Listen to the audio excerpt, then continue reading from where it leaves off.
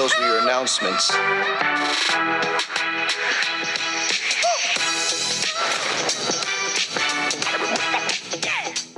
Well, friends, we're back on Discovering Truth with Dan Duvall.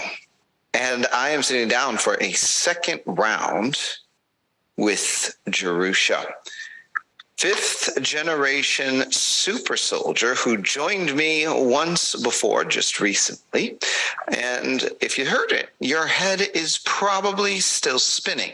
She went into a whole lot of detail and a whole lot of subjects that, well, are quite fringe. We talked specifically around the subject of quantum access programs. And, well, with the jump off that we took, we are back to continue that conversation into time travel, specifically talking about the Time Bureau, time assassins, and a lot of other subjects that connect to these ideas. Jerusah, welcome back to Discovering Truth with Dan Duvall. Thank you, Dan, for having me again. It's good to be here. Well, you know, there was a lot that you had the opportunity to open up on in our first podcast. And I want to give you the opportunity, if there was anything that you wanted to clarify on what you shared the first time before we dive deeper.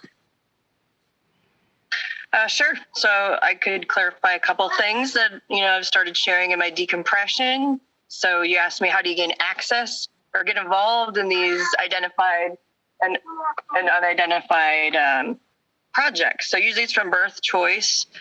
You can choose it for pre-existence, actually, I found out. In the 80s, they did the blood priming to specifically create babies or choose you from a family line. Epigenetics, or becoming such an anomaly in the projects that the research they gathered from you helps them to advance in certain areas and allows you to have a special type of clearance, like a leeway or a protection, to continue to incongruently work with intelligence at any point in tandem. So it can kind of function like an immunity agreement too, with certain intelligences. And some of this started with the Anderson Institute at the end of Montauk. I don't know if you've ever heard of the Anderson Institute. They specialize in quantum physics. Tell us about the Anderson Institute. They were at the very tail end when other groups were there, NASA and some lingering Nazi scientists were there. But they were actually much kinder, much nicer people. And they allowed us more liberties there.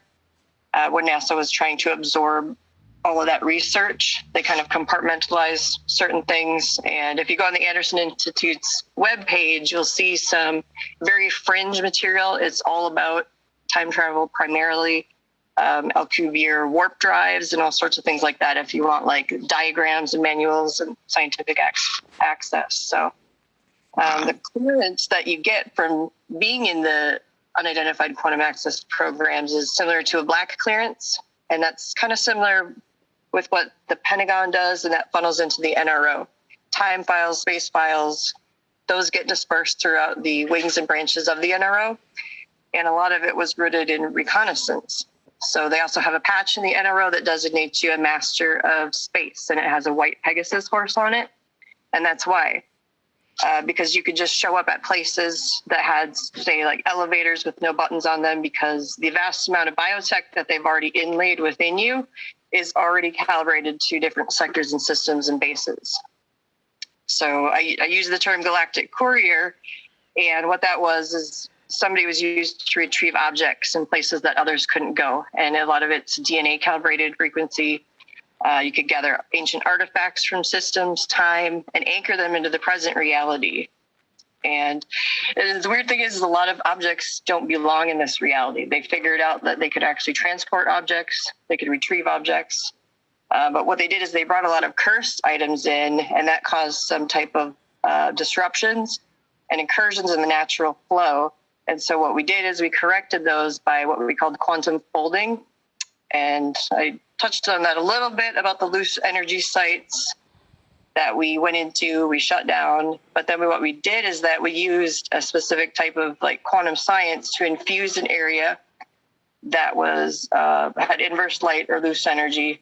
for, say, hundreds of years. And we inlay that area with certain layers of stones, rocks, plasma lights, because you can do plasma light infusions to disperse that too, and fire burns to disperse and discharge also strange fire. Because if you have an area where a lot of strange fire was, then God actually showed us how to purify that area with holy fire, because that's another spiritual weapon is holy fire, the baptism of the Holy Spirit of that fire. So we done. Go ahead. Because are you bringing up galactic couriers? Mm-hmm. And this is some of the stuff that I've, in different ways heard over the years, but that they sent people from this timeline into other timelines, and it's not only Earth timelines, but for other planets and different things, to actually bring items back into present time and third dimension, so to speak. So you're telling us you were involved in some of these projects, and there had to be certain efforts made around some of the objects brought back because they were cursed wherever they were retrieved from. Yes, exactly. Wow. It was on and off world. So like the first example I can remember, I was about 8 years old. They sent me into Rock Lake, which has 10 Nephilim mounds. But this area is sacred to the Mormon military branch because that's actually a king Nephite Nephilim and a queen. So they wanted us to go to the bottom of this lake for some reason and collect Nephilim bones. I don't know exactly what they did with these Nephilim bones, but I remember going in the water. There was a tunnel from Fort McCoy, a military person on my right, and he was looking at me and he said, "Are you ready?" And then I went in the water. After that, something happened in the water. I had a bone in my hand. The memories are a little bit scattered, but then I had also a hole punctured in the side of my rib cage from something down there, and had to have like a nano patch put on it. So they did a ritual with this hand that was a Nephite king's hand. My dad was involved with that and some other people. And everybody who seemed to touch this hand got infected by it. And my dad had an altar because of it, and they called him Captain Howdy Hands. And that's also in an altar in, I think it's the movie The Exorcist, one of those old movies, but then they made a horror movie called The Hand around this time too, because of this ritual they were doing with this hand. And he would go into an altar and stare at his hand, and his hand would start shaking.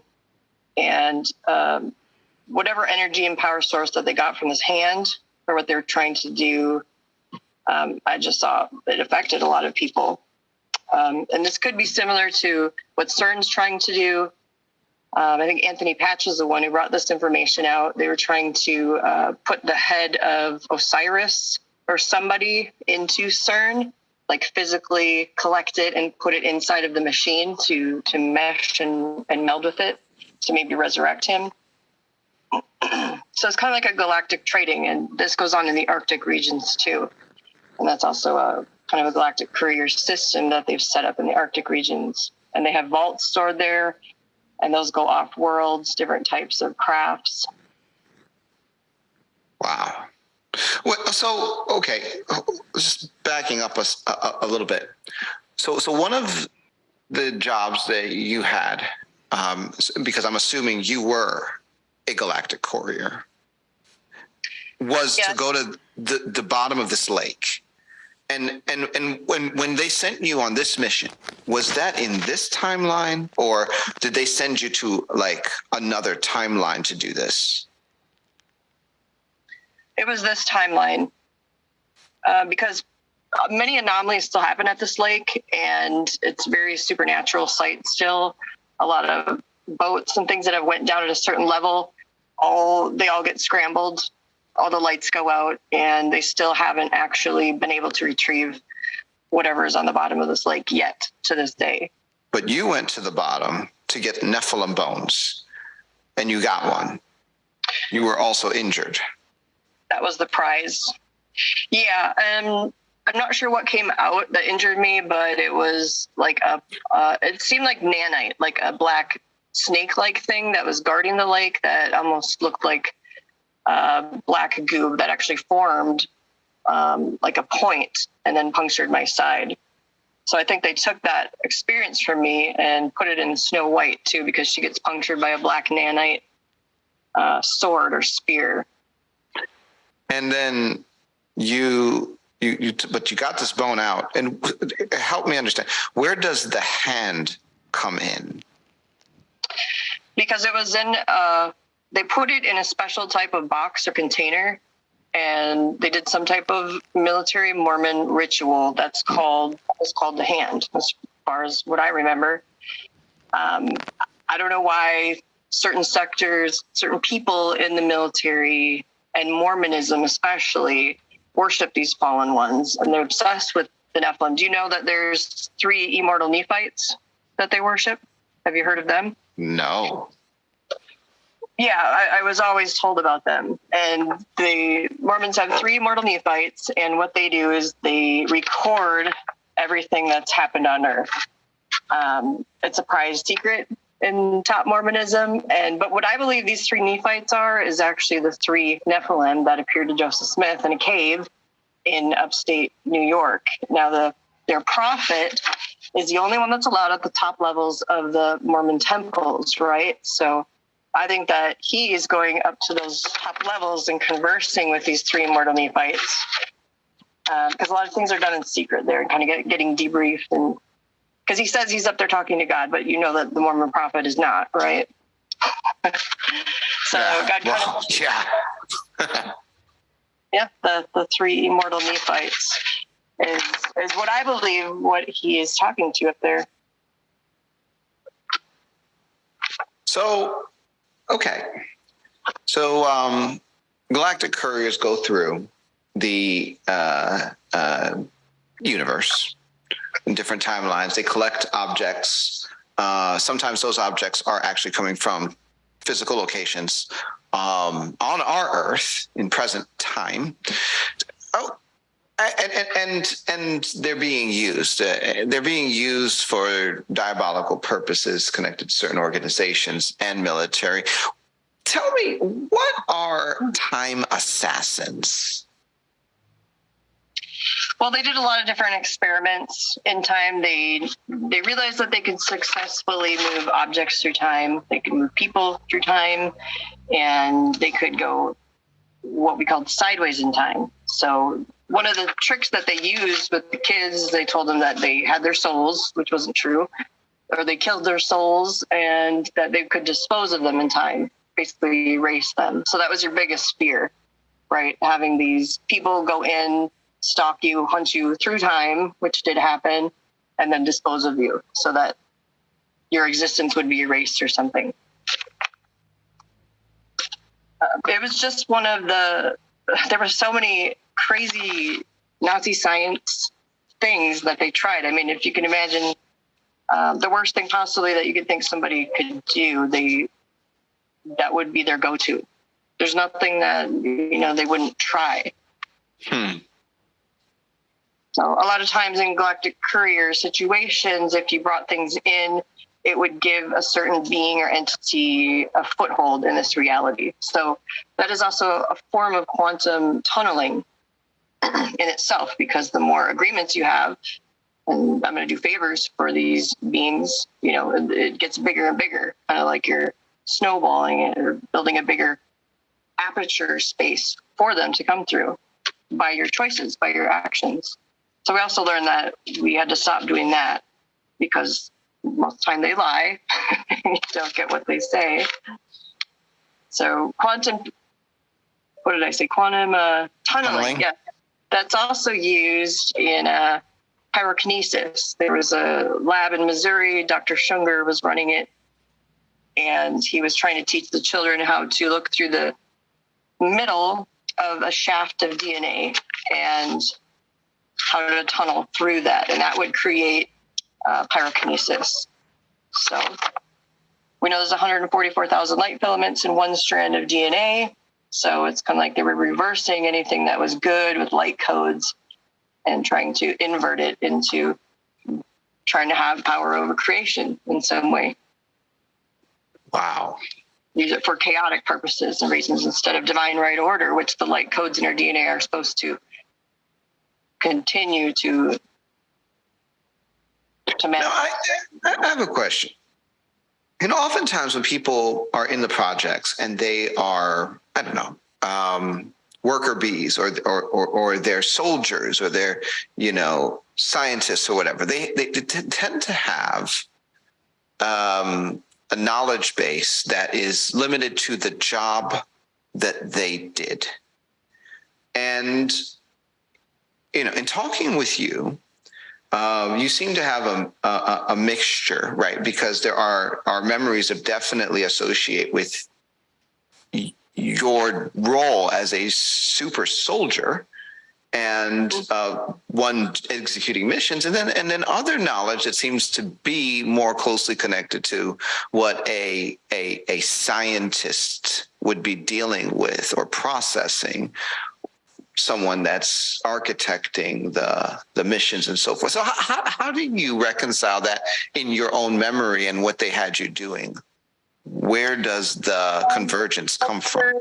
That's where sometimes the immunity comes in too. If you had a lot of scientific alters within you, which I did, then that was more highly favored, I guess, if you did good work. And, as it stands right now, everyone's been tested for operational capacity and structural integrity with the benevolent side of the program.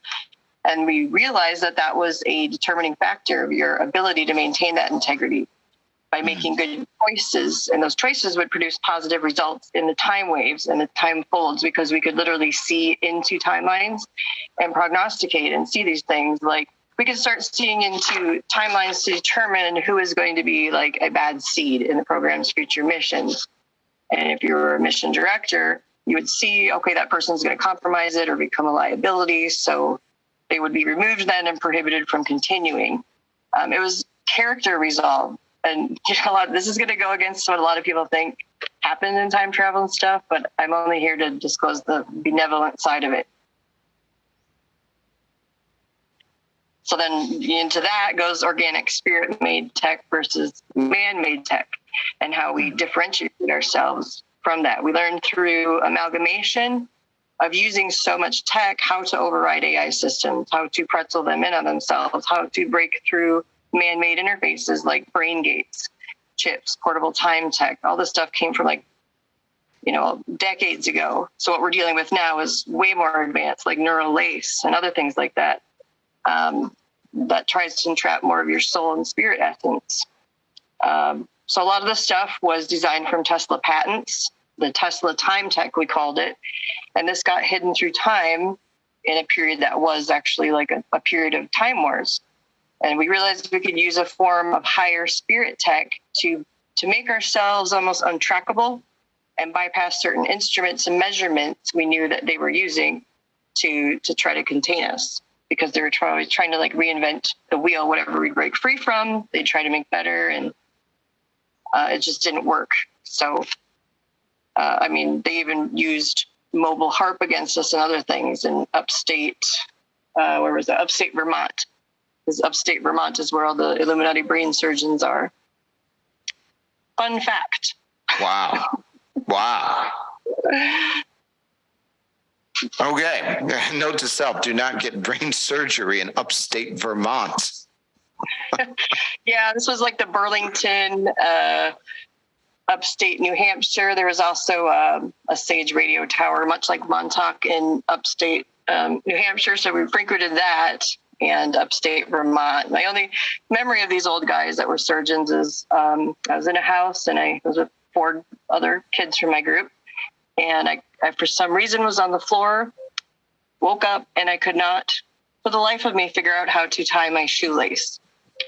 And my brain had like a bandage around it, and those bandages, and there was an old man there that told me to be very careful, not to move. And so I literally slept by the store. I was trying, I think, for a couple days to figure out how to put my shoe on and tie my shoelace, because they literally hacked into our brains and put the V2 tech and other things in there. The next memory that comes after that is me walking down a snowy road in some little village in upstate Vermont, and I had one shoe on, and I was barefoot on the other foot. And the people in this village were not allowed to pick us up if they saw us walking around or other things. So that was a very hard time too. And that was called sentinel programming. And that's a whole other story, though. That's in areas of Smuggler's Notch. Have you ever heard of Smuggler's Notch? This was a super soldier kind of exchange trading point that the Rothschilds used to bring us to their chateaus in Canada and Montreal and other areas. So they used that area quite a bit back then. But I digress. Okay. No, you're doing just fine. So here's where I want to go next. Now, when we talk about galactic couriers and time travel, right? I mean, we're jumping right in both feet first, assuming that time travel is real. It's really happening. It's been happening for a long time. And friends that are listening, if you are not there yet, I do not apologize for bursting your bubble. But there's a lot of things. It's in there. I'll show you a different time. So the thing is, years ago, there was a show that came out. It was called Fringe. I'm sure you may be familiar, maybe not. But I remember when the show, first of all, it was creepy. It was like a science fiction thriller series, and it dealt with a lot of stuff. It was my first introduction to a lot of quantum ideas and concepts that they kind of painted into the narrative of the show.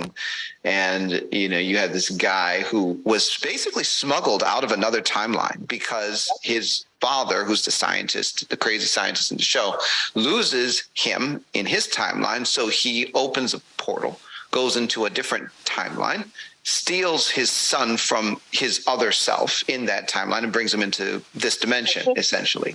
And then you have to resolve the break because it causes a break in reality, right? And now it compromises the integrity of all of these different timelines, and there's the risk of everything collapsing in on itself as seasons go on. It's like, this is crazy. Yeah, he called that the quantum lattice. Oh my. Yeah. So I'm watching this, and at the time, I just like, I couldn't get enough. I was like, and what am I going to learn this week? Because I felt like it was research, even though they put all kinds of misinformation and stuff in there. Okay, so with that foundation, look, this was like, 2011, 2010, 2012, something like that. Anyway, one of the things that you ran into in that particular show was future humans. They were showing up with their devices and doing stuff in the timeline, and they could never really nail down these future humans. They just kind of would show up, do stuff, and disappear, whatever.